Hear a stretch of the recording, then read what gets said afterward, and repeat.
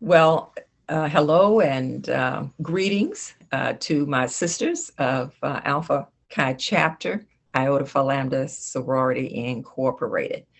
I greet you, my president, President Phyllis Coley, all the officers of the executive board, and certainly the members at large. May God's grace and peace be with you as we enter into our Black History Month. My name is Reverend Dee Edwards, and I serve as the chaplain for Alpha Chi, and I'm also the chair of the Black History Month. I do work with a wonderful committee, our Black History Committee members. I honor them, Wandalyn Best, Daphne Johnson, our White Rose Queen, Charlotte Mall, Brenda Vaughn, and Eileen Scott. God bless you. I want to start out by saying that our theme this year is the same as the national theme, which is Black resistance. Our guest today epitomizes this theme. She did not wait to become engaged in the civil rights struggle after others had gained momentum, but today she is a trailblazer and she is ahead of the curve. Miss Brenda Andrews is the publisher, CEO, and owner of the New Journal and Guide newspaper, one of the oldest Black newspapers in the country. She was born in Lynchburg, Virginia, to Mabel and Earl Hughes. Ms. Andrews graduated from E.C. Glass High School in 1965. This was the same school that she and three students integrated in 1962. Now, the year after she graduated from high school, she actually participated in the March on Washington in Washington, D.C. After briefly attending Virginia Commonwealth University in Richmond, she married and moved to California. In 1970, Ms. Andrews graduated with her BA degree in English and psychology from California State University in Sacramento. From 1970 to 73, she worked as a teacher in Rancho Cordova, California, and in 1977 joined the United States Army. I bet you didn't know that, where she actually edited a military community paper in Nuremberg, West Germany. Ms. Andrews is also was an associate editor for the Army Newswire service at the Pentagon. And after leaving the Army in 1982, she began working as the assistant to the publisher at Journal and Guide in 1987. And she became the newspaper publisher, president, and owner in 1991 at a very critical time for the newspaper and the name change to New Journal and Guide. As a forward thinker, she established a website and other digital social media to meet the changing times of the industry. She has incorporated the Guide Historical Society as a 501c3, and you can see she has been a super, super busy businesswoman. This year, under Ms. Andrews' leadership, the Guide will celebrate 123 years of existence. It's one of the nation's oldest members of the Black press.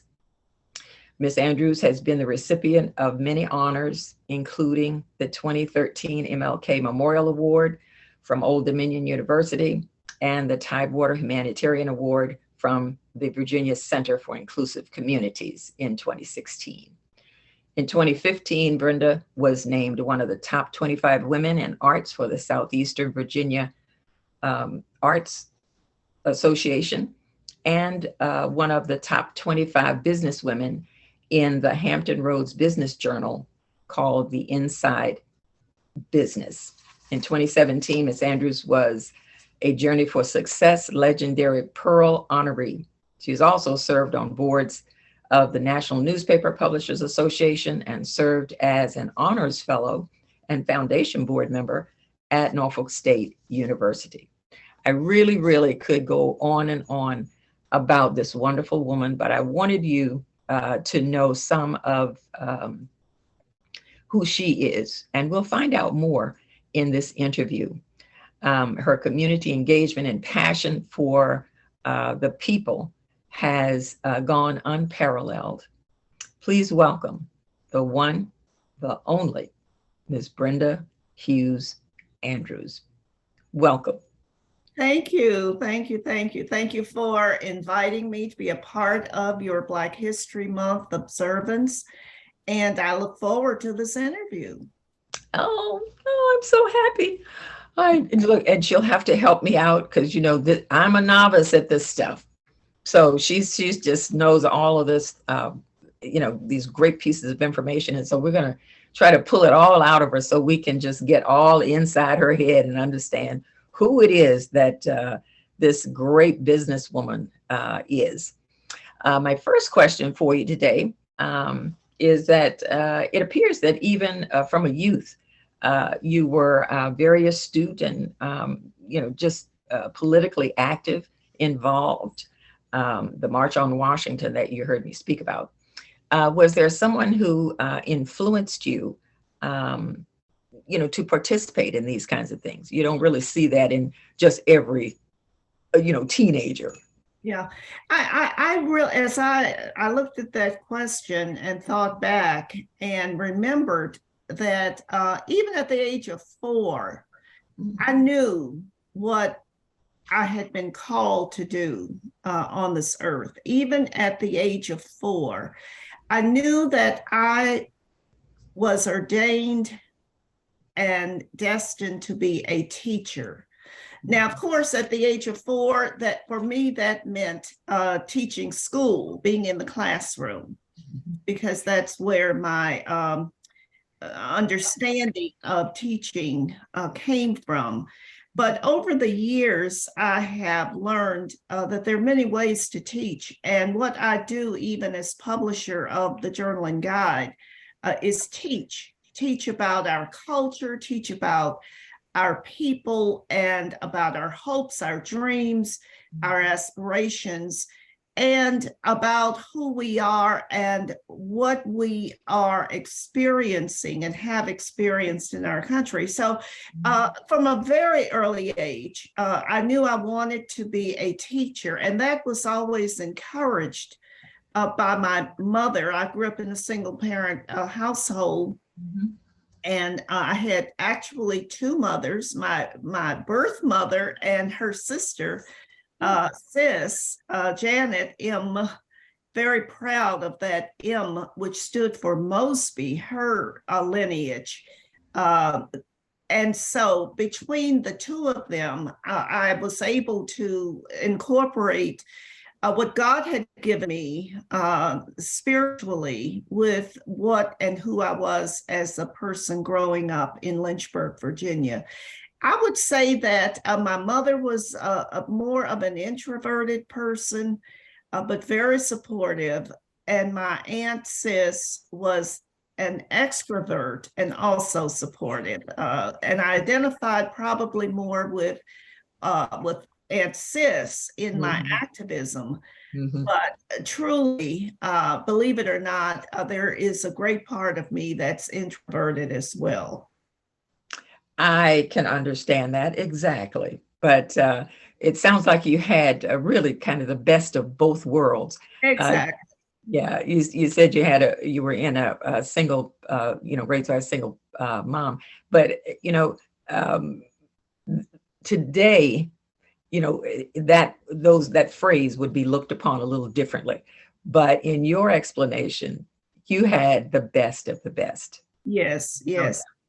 I think that just to piggyback off that thought a little bit, I grew up in an era that believed that the community, the village, was a part of the upbringing of children. We didn't live in that nuclear family structure that says you must have a father, you must have a mother, you must live in a separate house. But there was a communal, which actually is how our African ancestors live, more in a communal kind of environment. And you, of course, I'm sure you remember the neighbors even were part of that upbringing. Yes. And you did not dare do anything that you didn't want reported, because it wasn't just the nuclear family in the house that saw you. Everybody, everybody was watching, Yes, ma'am. and rooting for you as well, rooting for your success and for your ability to grow up healthy throughout. Yes, yes. And that was a wonderful thing that I'm afraid that our community has moved away from a bit, but we need to go back and get it. That's what's going to make us really strong and powerful as a Exactly. people. Thank you. Okay, so not only were you actively engaged in activities for the betterment of African American brothers and sisters, but you were also a member of the United States Army. That Yeah. one kind of blew me away too. Yes, that was a decision that was made after having a conversation with a friend of mine who was a military recruiter. My first husband, my sons, I have one son who is currently an educator, has been since he graduated from Norfolk State University. First, he taught and coached at IC Norcom, and currently he's at Booker T. Washington as a teacher and a track coach. So the point that I was trying to make is that and I got off on talking about my son because right, that's okay, about the Army and how you got in there with the because recruiter. he has always been such an important part of my life, because I too was a single parent.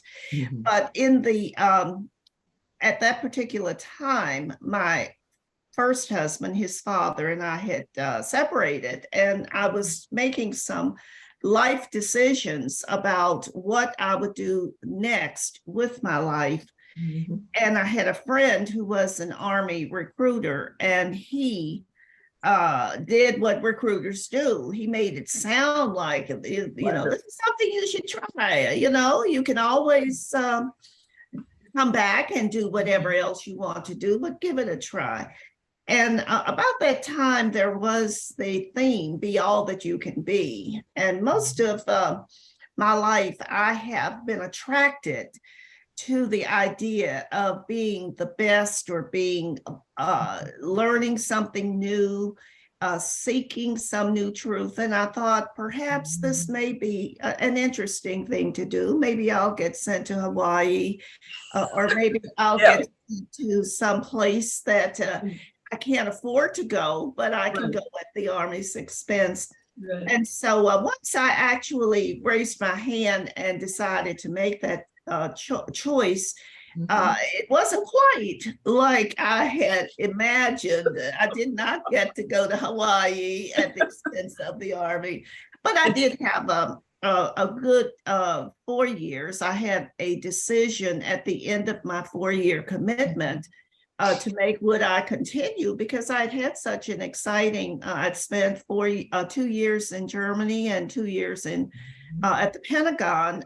Both of those positions were top level positions, and I did well as a military journalist. And I had decided that perhaps this might be something I want to do, I want to continue doing, but did make the decision not to continue because there were restrictions that I felt would keep me from doing some other things that I might want to do that the military would not allow because of the structure of the military. Now, of course, 20, 30, 40 years or whatever later, I'm thinking, boy, I could use that retirement. But nonetheless, I did leave after 4. It took me about 6 months after the 4 years to make that final decision to leave the military as honorably discharged, and came down here to visit Sis, my aunt. She lived at that time here in Virginia Beach, Okay. and hooked up with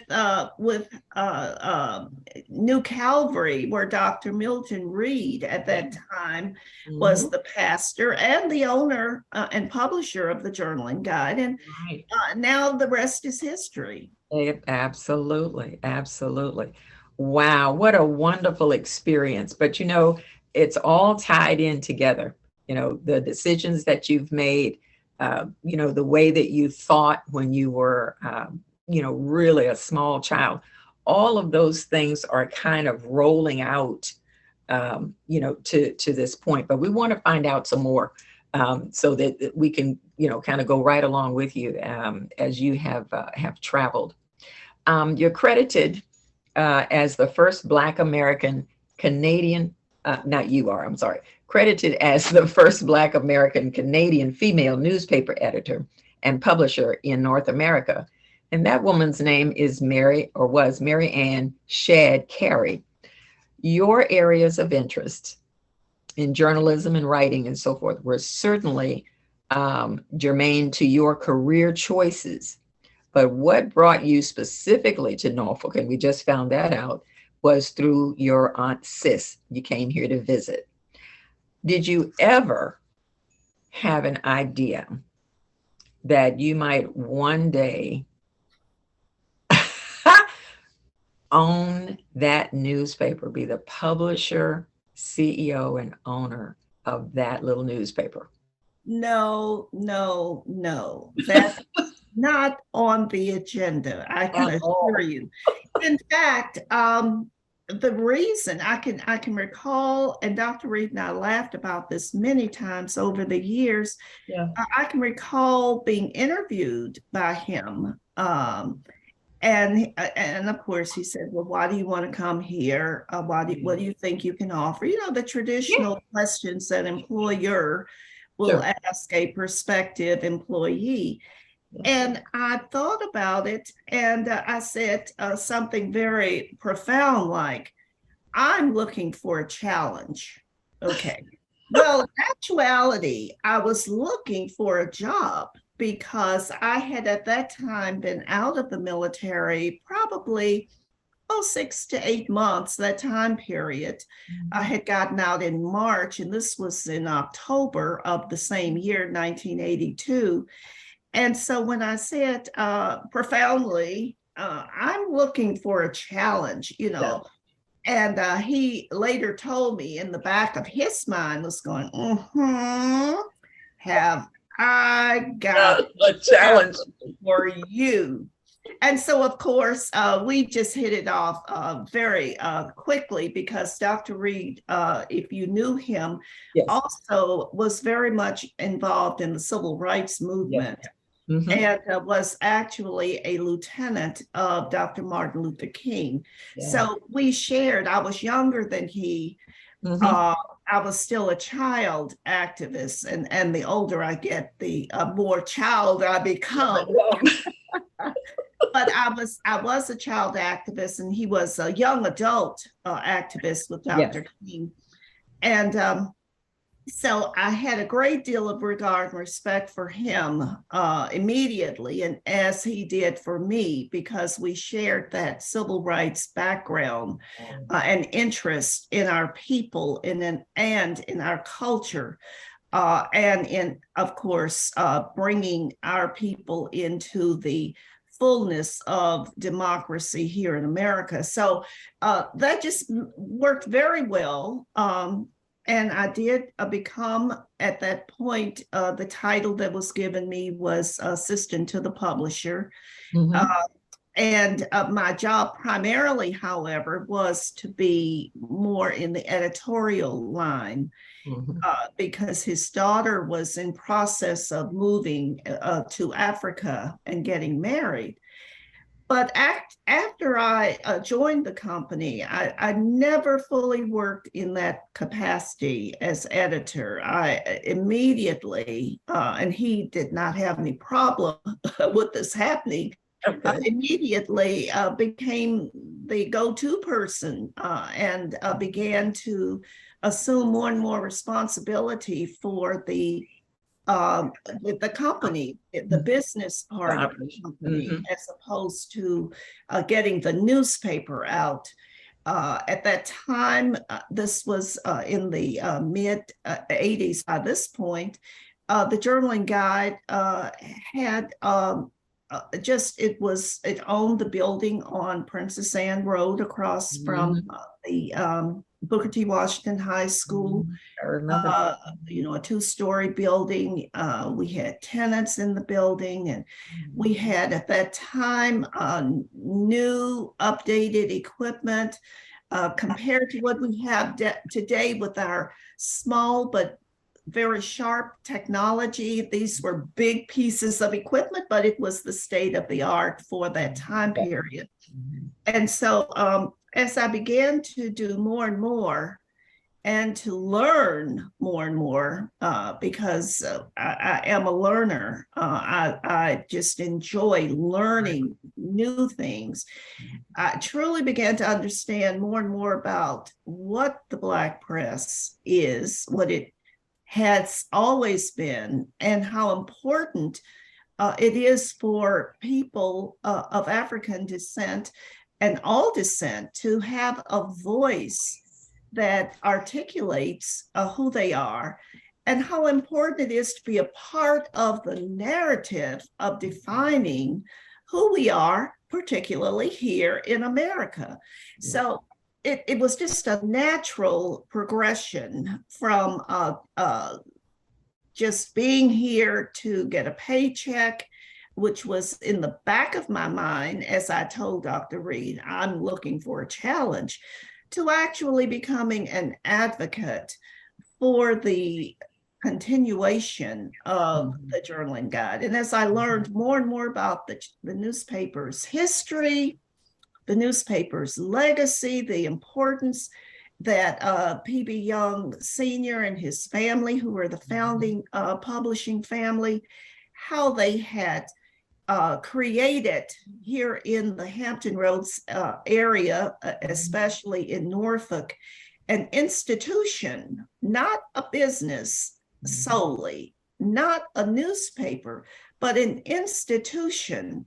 And the difference is an institution is something that creates order, it creates support, it creates an environment for whatever it is standing for. Like the church is an institution, the school is an institution, and the Black press through the Journaling Guide is an institution, providing the kind of support and energy, the driving force to keep the people that they represent, to keep them in a place where we know who we are. Yes. And in the church, whose we are. And so that is how the progression happened, to the point that here I still am, 40, this is my 41st year. I came in 1982. And there are some people who say, well, when are you going to retire? When are you going to retire? And of course, my answer always is something to the effect that, as soon as I can be assured that the person to whom I am passing the torch continues the legacy that I inherited, so that the institution of the Journaling Guide, not necessarily the newspaper, although that too, but the institution that it has promoted for 123 years, that is continued with authority and with genuine concern and caring for what it stands for. Yes. So, but I was in Lynchburg just for Martin Luther King's birthday. I was the keynote speaker. They have a program every year, and I was asked to come by their commission there in Lynchburg to be the keynote speaker. And I actually spoke twice. I spoke on Sunday, at Diamond Hill Baptist Church. And then I spoke again on Monday for the community Martin Luther King program. And I was sharing with the person afterwards with lunch that thing about retirement and so forth, because she did ask me, when are you going to retire? She's retired, having a lovely time traveling, Yeah, right. Something I love to do. And so I started with the traditional pitch, and she said, you know, you're going to retire when God tells you to retire. And such a simple statement. Such a simple statement. She said, you'll retire when you get your order to retire. Exactly. And so that now will become my response to people who say, when are you going to retire?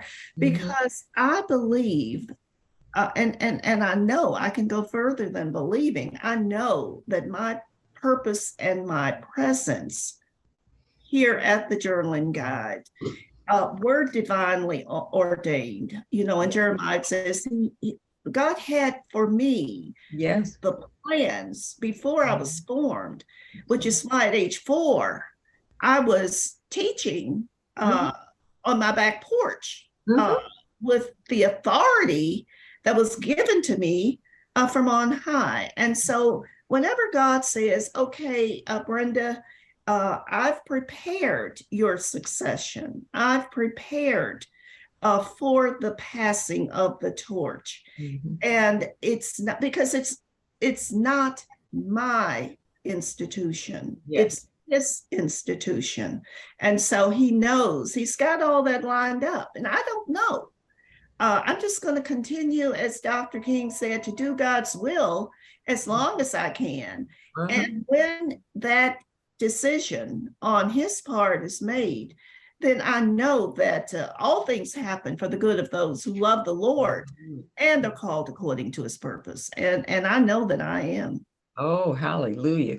Look, I might just have to jump up and run around the room for a minute, because I'm telling you, I love it. I love it. And, you know, this is so important. And this year, and it just sort of came back to me this year, I gave gifts to my children of a subscription to. And you always do. Yes, you and your family are good about doing that. I appreciate it. Well, but it just wasn't about that. It really is about the love of the institution. And I think you brought it out just so wonderfully. And I talk all the time to people who used to live here and perhaps retired somewhere else, to get the guide, to support the guide, because it's not just the newspaper. It's not just a person, even if they know you or, you know, enjoy you. It is the institution. I'm so glad that you clarified that. I just, love being a part of this. If you feel like there's something that, there's nothing you can do, there is. Yes. That subscription. Thank you so much. Okay, so during the pandemic, is it over yet? No. During the pandemic, you made what I'm sure was a really difficult decision to stop the presses for this over 100-year-old newspaper. What prompted that action? I know it wasn't for a long time. I remember when it happened and my heart just sank just thinking about it. But what were your thoughts at the time? What prompted all of that? That was a very, very hard decision. That was truly a business decision. That was a head decision, head over heart, because we've moved from that 2020 era prayerfully. We've moved from the harshness of it. We still, and we're going to have COVID just like we have the flu and other smallpox and other diseases. They're with us forever. But we now do have vaccines, and we do know some things. We've learned some things. You and I are just doing the Zoom. That's a new way of communicating. But in April of 2020, which is actually the time period Yeah. I made that head decision. We had in the world, not just in America, in the world, we had no idea what was going on. Everything was closed. We were on lockdown throughout the world. We were in a state, a frozen state of not knowing whether we were going to come out of this thing or whether we were going to, or well, I guess we knew eventually we would come out, but not when. That was, we had no idea when. Vaccines had not been formulated at that time. If you recall, at the beginning of the pandemic, they told us to wear gloves, but we didn't have to wear a mask. Then they came back and said, wear the mask and the gloves. The mask is more important. Wash your hands. That was the best we could do. Wash your hands, wear a mask, right, and make sure that you stay away from other people. Everybody had their bubble. exactly. In the bubble was one or two people. In your bubble, I'm sure, was your family members. And even then, that was not safe. And so there was the decision that had to be made. Do we continue to, under these circumstances, do we continue to deplete our resources, our financial resources, which have always been slim? Or do I make that decision to temporarily go on lockdown and, as far as the company is concerned, not produce a paper that was generating absolutely no advertising income, because all of the businesses that were traditionally supporting the paper through advertising were closed. Even the city governments had shut down. Everything was shut down. And so I made a decision in faith. This is a faith journey that I've been on for, I would say, the past 20 years. It didn't start out as a faith journey, but it revealed itself as a faith journey. And this was another one of those decisions of faith that I had to make, realizing that, again, it was not my newspaper. It truly was God's newspaper, and He knew what we needed. And so I decided that, okay, for 6 weeks, we're going to shut down and see what happens. It was the very best decision that I could have made. And I'm sure it was a good decision because it was done with a lot of prayer. It was done with a lot of sincere desire to emerge after 6 weeks, to use the resources that had been sheltered for 6 weeks to allow us to begin to open up and to begin to receive new sources of income. Because in that 6-week period, we did begin to see more of a movement toward the vaccine. We began to see, at least, although people were still just dying right and left, we began to see some sort of semblance of a hope. It was still hope at that point, because you still stayed in your bubble. But it allowed me, the 6 weeks allowed me the opportunity to, and I came in every day. I did not take a vacation. I did not stay away. I came in, and my son came in because, of course, he was also on lockdown, as were all of us. But the two of us came in every day and began to put some things together that we had not been able to do because we just didn't have time to do it. And so it was a very busy 6 weeks of filing information, of working to brainstorm about where we were going to go and what we were going to do. And when the 6 weeks were over, again, it although nothing financially had changed, it was still a faith movement, because I had determined that 6 weeks were what I needed to let the head part of the business take place. And so the hard part came back in after 6 weeks. We reopened along with the head part, of course. And it was just from that point, truly to this point, it's been a different kind of experience. And I truly think that a part of that was I passed that faith test during those 6 weeks, or leading up to those 6 weeks. I'm thankful and prayerful to say that in the entire time that we've had with the COVID pandemic, I've been blessed not to contract the disease at any point. I've been extremely careful, as you can imagine, with the mask and so forth, every vaccine booster that's necessary, because I think it's important to accept the condition that it exists, but not accept that we cannot live with it. So we have to learn to live with it. Yes. We have to learn to take better care of ourselves, the water, the exercise, and not letting people breathe on you. That's what I Yes, you're absolutely right. And I thought of that question because I knew how difficult it would be. Not surprising to me that you went in every day, just knowing the kind of person that you are, that time was not to be spent idly.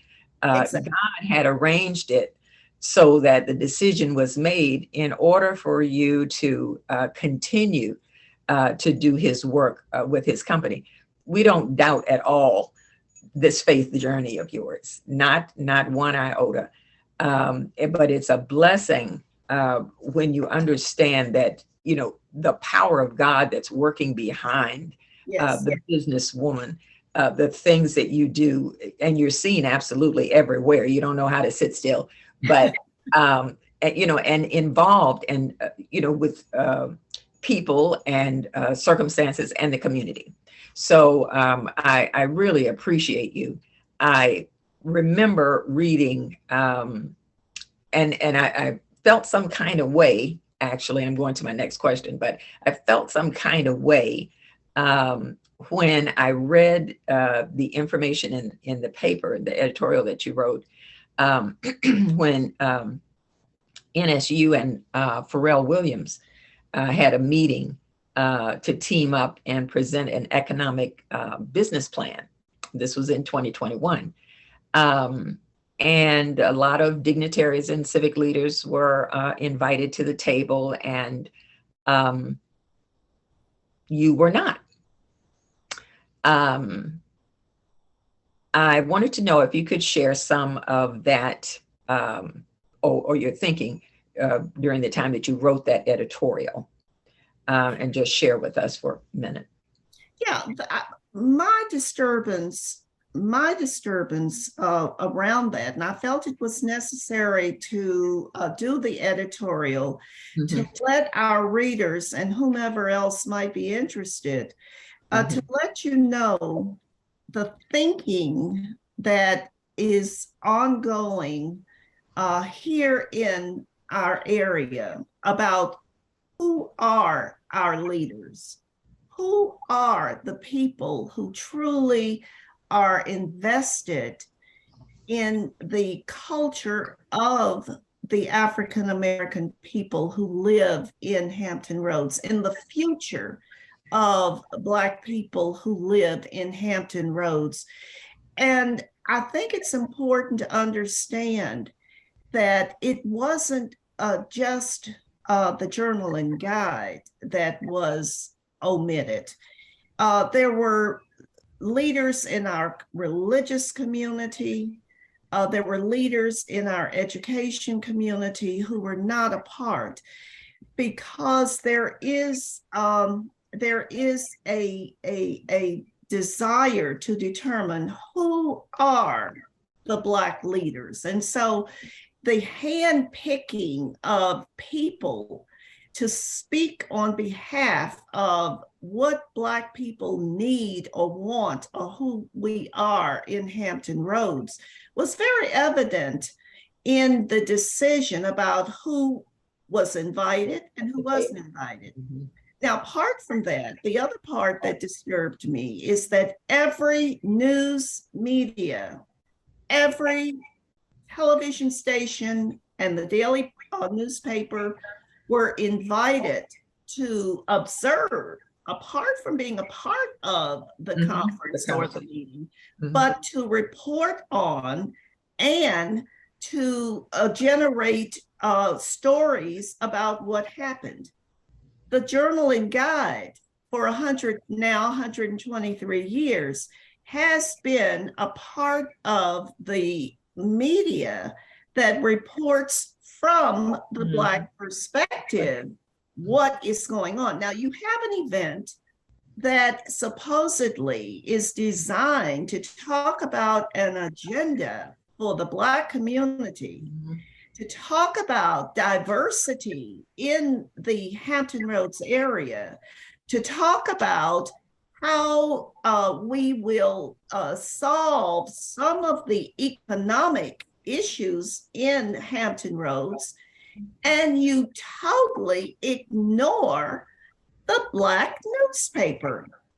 I take it as an affront, not so much because I happen to be the person at the Black newspaper, but because the people I represent, such as you and your family, those ladies who are listening to this interview, those of us who attend Black churches, those of us who have children who are in Norfolk public schools, which are predominantly Black, that we had no one representing who and how our people think, what they want, and then reporting it back to the people.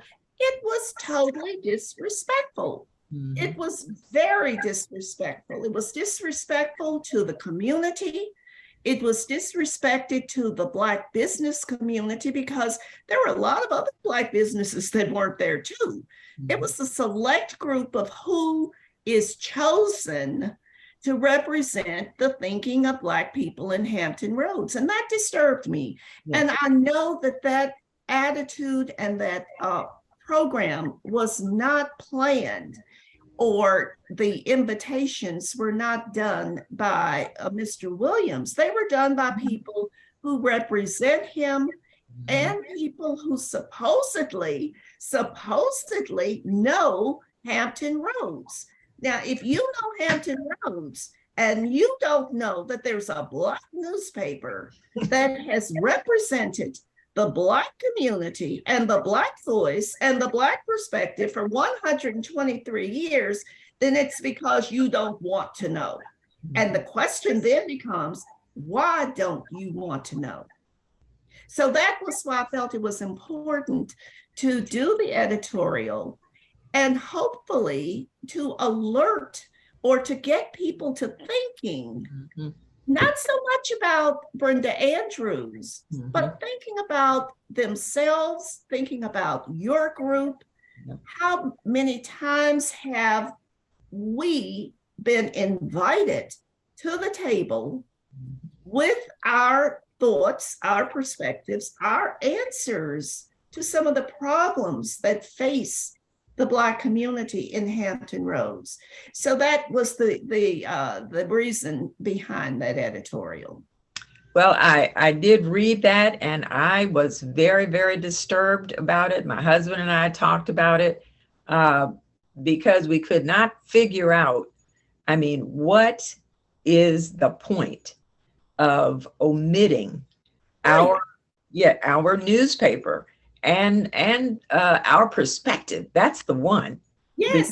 I read other newspapers as well. They do not have our perspective.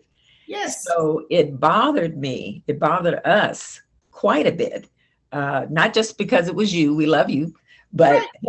it was really it's more than me. Yes. I'm just the steward. Yes. I see myself as a steward Yes. this newspaper. Mm-hmm. That gives me access because I'm a steward. You can't steward something if you can't get out there and represent it. Correct. And Correct. so, I appreciate what you're saying. Yes, thank you, thank you. And that was one of the reasons that I really wanted to include that in this discussion. Um, do you?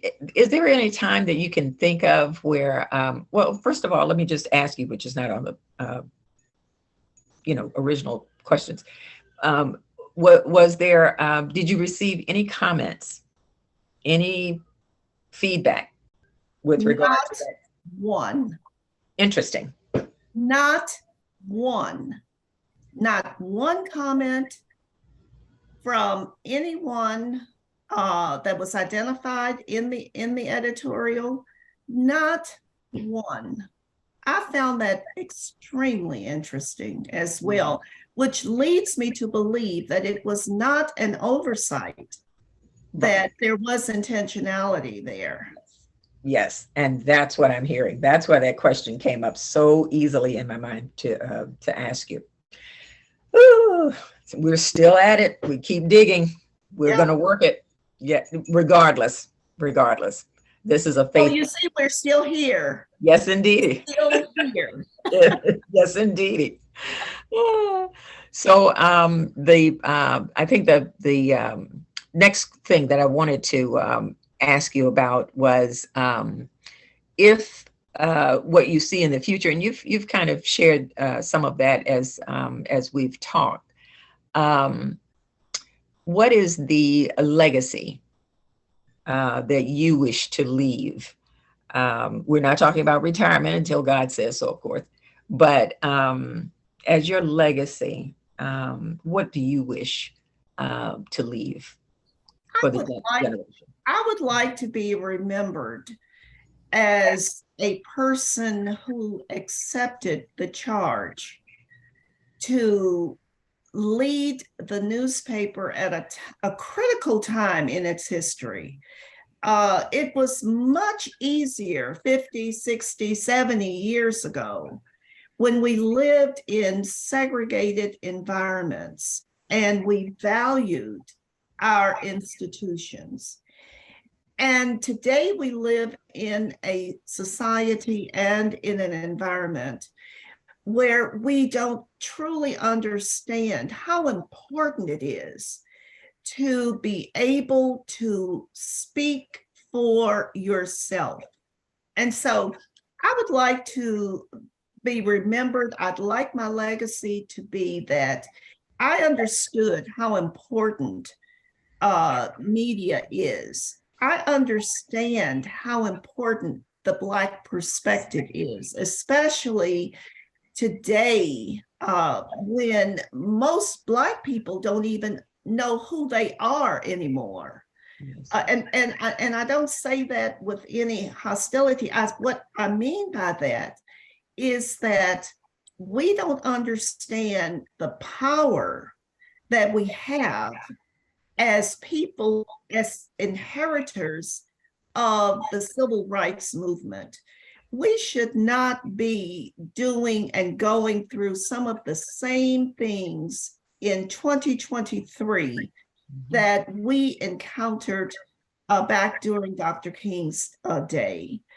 And much of what we do is because we have put people over the past years in positions as leaders, as legislators, as fire chiefs, as police chiefs, as superintendents of schools. But rather than many and most of those people coming into those coveted positions of power and bringing with them the understanding to pass on, to support and help uplift the African-American population, they have co-opted in many cases and become as much of a problem as they are involved in with the problem. And so I want to be remembered as one who never co-opted, who believed so strongly that all of us are we are a part of the totality of who God created on earth. And we have valuable contributions to make to the democracy of America that can only come from us. There's no need to be in a political position and see the erosion of voting rights Right. that come out of legislatures.